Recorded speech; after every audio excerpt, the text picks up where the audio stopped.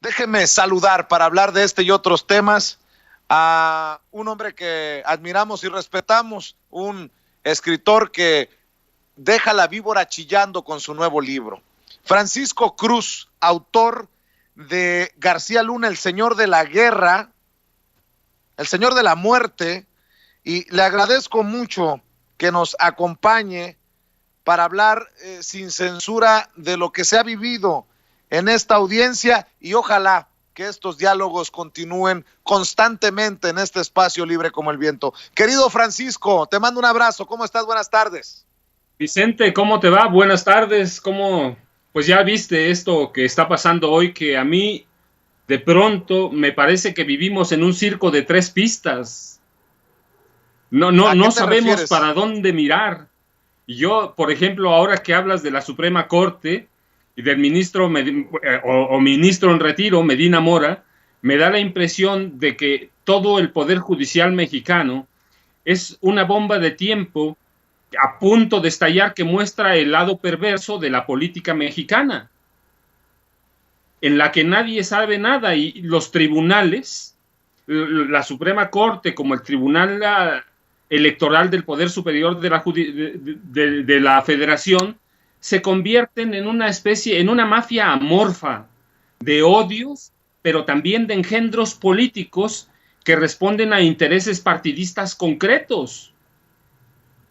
Así que nunca terminamos por saber nada. Yo, por ejemplo, mira, hoy tenemos la audiencia que ya sabemos todo lo que pasó en la mañana, pero yo estaba siguiendo ayer y anteayer otro tema que en lo que yo digo que es ese circo de tres pistas de la política mexicana. Están en Nueva York García Luna, pero aquí tenemos, además de los problemas en la Suprema Corte de Justicia de la Nación de corrupción, tenemos también que pronto el Poder Judicial, el Tribunal Electoral, tiene que decidir el futuro de México libre. Pero me refiero a él porque anteayer, ¿recuerdas? De la cuenta Twitter de uno de los magistrados, de Reyes Rodríguez Mondragón, salió algo que a mí me impresionó. Una confesión que yo digo que es a título personal de él. Y lo cito porque así estaba en su Twitter. Ojalá ya se muera el viejo culero de Palacio Nacional. Un lenguaje propio de cualquier cantina de mala muerte en un barrio de mala muerte.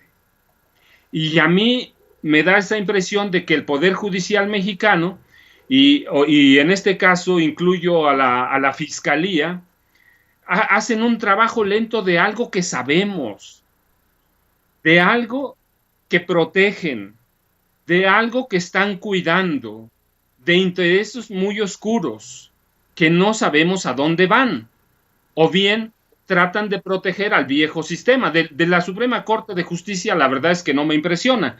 Yo platicaba contigo, platicábamos la semana pasada, que los ministros, a mí me parece que ya ese poder debía desaparecer, debían limpiarlo. Lo mismo que el Tribunal Electoral, con declaraciones como esta no declaraciones, sino algo que aparece en su cuenta personal Twitter, aunque después se deslindó, después desapareció su cuenta, me parece que da cuenta del talante de las autoridades que tenemos y de la mafia en lo que esto se había convertido. Creo que hace mucho debieron desaparecer, para empezar, a la Suprema Corte, luego el Tribunal Electoral, y allí mismo al INE, allí mismo el INE, que se ha convertido en una mafia de burócratas dorados pillos. Hay falta de transparencia, hay ausencia de rendición de cuentas, hay algo que no encuadra en esto.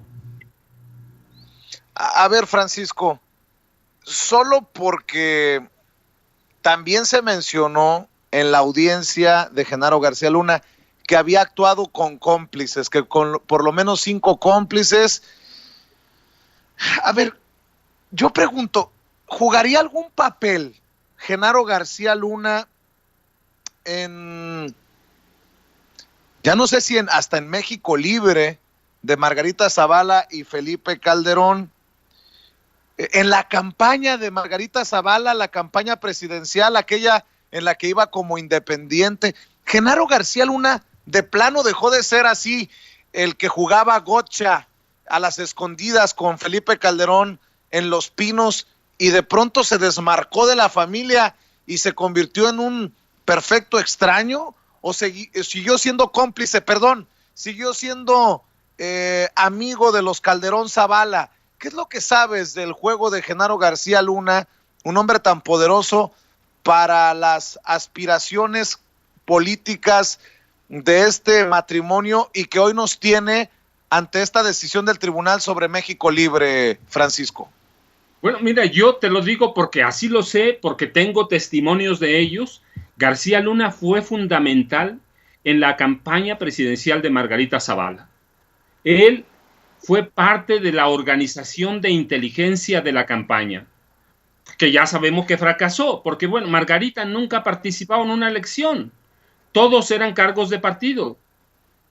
Entonces, sí, fue fundamental. No, claro que García Luna fue parte fundamental de la campaña presidencial y fue parte fundamental para organizar México Libre.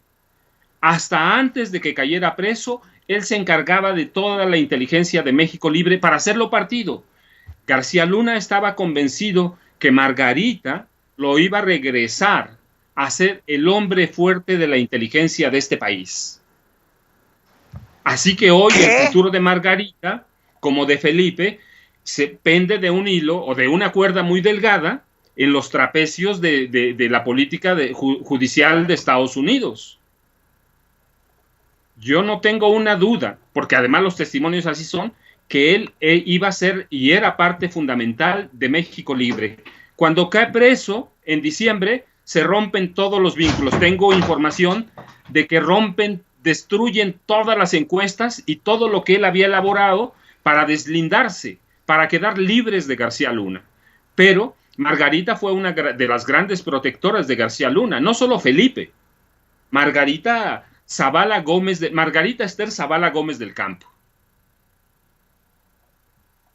Esto que estás mencionando, Francisco, es, perdóname, muy cabrón, porque tenemos a dos personajes que pareciera que se sienten con la autoridad moral para hablar, para criticar, para exigir, para ser jugadores, hasta protagonistas de alguna manera en la política nacional y hacerse los que no saben nada en el caso de Genaro García Luna. Y tú estás diciendo que García Luna fue fundamental en la campaña de Margarita y en esta aspiración que tienen a través de México Libre. Esto es... Absoluto.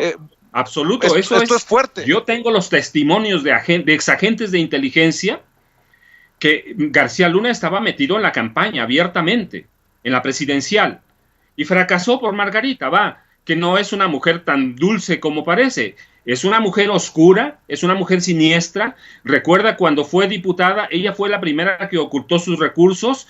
Cuando llegaron a Los Pinos, toda la familia de ella se benefició con miles de millones de pesos, toda, porque lo documento además en un libro, documento esas pillerías que no son otra cosa, esas tranzas de la familia de Margarita, auspiciadas, claro, por la primera dama. Así que sí, y en México Libre también, García Luna iba a ser un hombre fundamental. ¿Para qué? Para la inteligencia. Recuerda lo que yo digo, él tiene en sus manos 5 millones de expedientes de mexicanos y tiene todo el paquete electoral que le proporcionó el INE, aunque el INE no lo reconozca. Así que ellos no son tan dulces. Recuerda, ellos son depredadores de recursos públicos. Margarita y Felipe, los dos. Recuerda que en su gobierno, porque lo tengo por datos de Hacienda, Felipe derrochó más de 400,000 millones de dólares que le entraron de petróleo. Nunca en la vida de este país había entrado tanto dinero. Nunca. Así que no son tan blancas palomitas, pero se aferran. ¿Por qué? Porque no saben hacer otra cosa que depredar los recursos públicos de este país. Francisco, platicaba con Anabel Hernández más temprano y me decía que ella ve de alguna manera inevitable el juicio, que no tendría sentido una negociación para convertirse en testigo protegido o especial Genaro García Luna, porque está metido hasta el cuello en el fango, en el pantano. Pero estos expedientes, estos archivos de los que tú nos has estado hablando, ¿qué tanto peso podrían tener para que Genaro García Luna pues trate de sacar raja para su beneficio, trate de jalarse una tablita para salir de este pantano si es que puede? ¿Cómo entiendes tú a Genaro García Luna, conociendo lo que sabe de Calderón, de Zavala y de todos estos personajes que tiene, pues, perdóname, yo sí soy muy grosero, ensartados, porque conoce sus secretos precisamente? Mira, yo tengo una versión y una opinión que es muy cruel, pero es la verdad. Sí entiendo lo que está haciendo Genaro García Luna, o trato de entenderlo.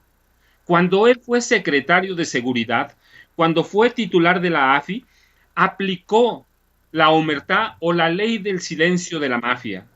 A quien lo traicionó, lo mataron. A quienes lo traicionaron, los mataron. Es decir, hay muchas víctimas de la ley del silencio de la mafia. Ahora él está entre la espada de la justicia de Estados Unidos y la espada justiciera de los policías, los narcotraficantes y aquellos mexicanos que se involucraron con él en la delincuencia organizada. Está entre las dos espadas. Si él habla, pues claro que le van a aplicar lo mismo que él aplicó aquí a sus agentes, la ley del silencio, y que no fue otra que matarlos. Hay muchos ejemplos de agentes, comandantes que fueron muertos aplicándoles a través de la Policía Federal la omertá, la ley del silencio de la mafia. Él tiene cosas que proteger, aunque tiene cosas que negociar, todos sus archivos secretos, pero tiene una familia, tiene una hija, un hijo y una esposa. Entonces, ¿a quién va a hablar? Yo creo que enfrente el juicio, sabiendo que si abre la boca, que si negocia, pues va a ser el traidor, como fueron otros agentes traidores a la mafia. Entonces, es una mafia. La Policía Federal, la Secretaría de Seguridad Pública era una mafia. Entonces, él es un capo mafioso. ¿Qué va a hacer? Yo les platicaba, no es de ahora, es joven, desde joven es un mafioso. Hoy es un capo que caído en desgracia, pero que si abre la boca, pues sabe que va a enfrentar la ley del silencio de la mafia. Francisco, para también quedar claros, hoy en la audiencia lo acusan de traficar droga y trabajar para los cárteles a Genaro García Luna, las autoridades estadounidenses, desde el 2001 y hasta el 2018. Y tú dices que Genaro García Luna fue artífice para las aspiraciones de Margarita Zavala y en esto que se llama México Libre de Margarita y de Felipe Calderón. Y antes con Fox y después con Peña Nieto, ¿sabes algo de la influencia que pudo haber tenido o que sigue teniendo Genaro García Luna ante esos gobiernos y con esos personajes? Bueno, mira, en el gobierno de Peña es claro que tenía toda la influencia del mundo. Peña no lo quería cerca porque eran dos pillos enfrentándose, eran un espejo. Sí, Peña era un pillo, es un pillo. Peña es un criminal. Pero también García Luna, entonces lo corrió, pero no lo corrió. Lo mantuvo, le mantuvo el flujo de recursos públicos. Así que su influencia tuvo, pero además recuerda, desde los 90, Genaro García Luna formó una mafia en el CISEN de agentes federales que fueron penetrando todas las corporaciones policíacas. Sí, su presencia es viva, actual y actuante. Así que por eso guarda silencio, por eso no quiere negociar. Su influencia con Calderón es definitiva, con Margarita es todavía más abierta ahora. ¿Qué va a pasar? Yo tengo la impresión de que incluso por eso aquí el Tribunal Electoral del Poder Judicial de la Federación no ha decidido si hacerlo partido político a México Libre, porque está esperando las decisiones que tomen en Estados Unidos. Esa decisión ya debieron haberla tomado, pero están esperando. ¿Por qué? porque allí lleva de la mano García Luna a Calderón y a Margarita Zavala. Querido Francisco, para cerrar, ¿con qué cerrarías el día de hoy con esta reflexión? ¿Con alguna reflexión, con alguna información? Pues mira, que el crimen paga, tarde, pero paga. Y García Luna es un capo mafioso que enfrenta la ley del silencio. Qué durísima reflexión, Francisco. No sé si me permitas anunciar, pero pues ahí va. A mí me gustaría que te incorporaras como colaborador con tus opiniones, con tu análisis a esta rotación de la familia sin censura. Mi querido Francisco, aprecio mucho lo que has estado aportando desde que nos hemos encontrado aquí en Sin Censura, y no sé si tu agenda, tu tiempo, tus ganas lo permita, mi querido Francisco, pero lo ha estado pidiendo la gente a través de nuestros chats en vivo. ¿Cómo ves? Vicente, yo te había dicho la primera plática que tuvimos, Vicente, lo que sea. Así que arrancamos. Pues todos los miércoles, ¿te parece? Me parece muy bien. Ya estaremos preparando y aquí estaremos viéndonos y escuchándonos. Pues te agradezco, mi querido Francisco. Por lo pronto, ¿cómo puede apoyar tus esfuerzos la audiencia de Sin Censura en estos momentos en que tenemos una gran audiencia de más de 25,000, 26,000 personas conectadas en la transmisión en ambos canales, Sin Censura TV y Sin Censura Media? Mira, Vicente, yo digo una cosa y yo te lo dije. Yo soy un hombre que vive solo de la venta de mis libros. Y mis libros, hoy yo estoy convencido que aportan. Y tengo uno, El Señor de la Muerte, que creo que es un gran libro. Así que compren libros, no solo por mí, va, que eso es una parte. Compren libros porque se van a informar de la podredumbre que es este país.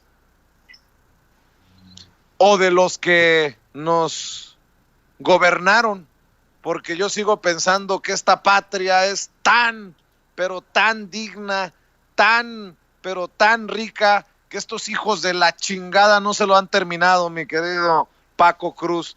Pero bueno, ni se lo van a acabar. Sin Censura. Aquí estamos para defender lo poco que queda. Entonces que busquen El Señor de la Muerte, García Luna, El Señor de la Muerte, que apoyen comprando tu libro. ¿Y en dónde te leen? ¿Dónde te buscan en redes sociales? ¿Tienes espacios? En Francisco Cruz Jiménez en Facebook y @ Paco Cruz Jiménez en Twitter. Ahí me encuentran y ahí opino casi todos los días. Pues Paco, te mando un abrazo y acá te espero todos los miércoles entonces en Sin Censura junto a esta audiencia diferente e inteligente. Aquí, Vicente, aquí nos estaremos viendo y escuchando y un placer y muchas gracias.